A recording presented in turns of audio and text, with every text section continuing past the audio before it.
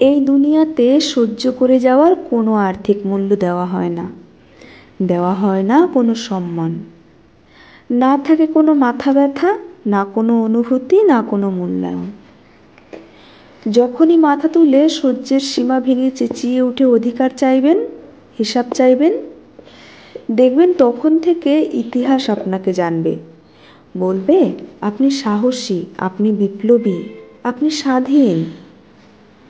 সহ্য করে যাওয়াদের আদৌ কোনো নাম, কোনো ভাষা ডিকশনারিতে নাই, নাই কোনো আলাদা সত্যাযোগ্য সম্মান। ভুলে যাওয়া কোনো ব্যাপার না, কে কি সহ্য করে গিয়েছে কার জন্য।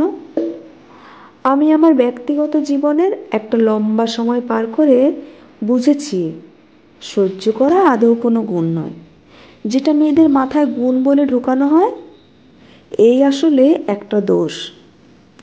আমি নিজেকে সহ্যশীল বলতে অনেক গর্ব করতাম, বাস্তবে আমি কিন্তু ছিলাম মেরুদণ্ডহীন, যে হাজারো অন্যায় মেনে নেওয়া একটা কাঠপুতুল মাত্র।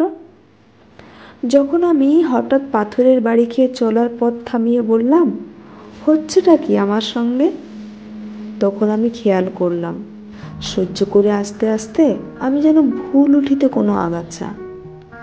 যাদের জন্য সহ্য করে গেলাম, তাদের কাছে আমার সাথে হওয়ার কোনো অন্যায়কে আর অন্যায়ের কাতারে ফেলতে পারছে না কেউ। বিশাল শাস্তিযোগ্য অপরাধ অবধি হয়ে যাচ্ছে, ওই হয়েছে আর কি, এইটা কোনো ব্যাপার না বলে হেসে উড়িয়ে দেওয়ার মতো ব্যাপার। অন্যায়কারীকে শাস্তি না দিয়ে বারবার সহ্যকারীকেই বলে যাওয়া হচ্ছে, কি এমন হয়েছে যে। আমি মুখ থুবড়ে উল্টে পড়ি। আমি আষ্টে পৃষ্ঠে গেড়ে থাকা শিকল ছেড়ে উড়তে গিয়ে নিজেই যখন রক্তাক্ত হলাম, ছিন্ন ভিন্ন হলাম, আয়নার মতো টুকরো হওয়া আত্মসম্মানটা যখন ধরতে চাইলাম, আমি আবারও রক্তাক্ত হলাম। আকাশ বাতাস ফাটিয়ে আমার চিৎকার করতে ইচ্ছে হলো, আমি কি বোকা, আমি কি বোকা, আমি কি মেরুদণ্ডহীন।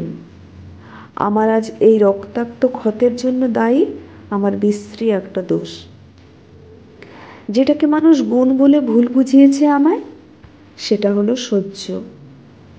আমি নির্বোধ, ন্যায় অন্যায়ের পার্থক্য ভুলে নিজেই সে অধিকার তুলে দিয়েছে, যেখানে অন্যায় করে সবাই হাসে আর বলে হয়েছে আর কি, এই আবার নতুন কি।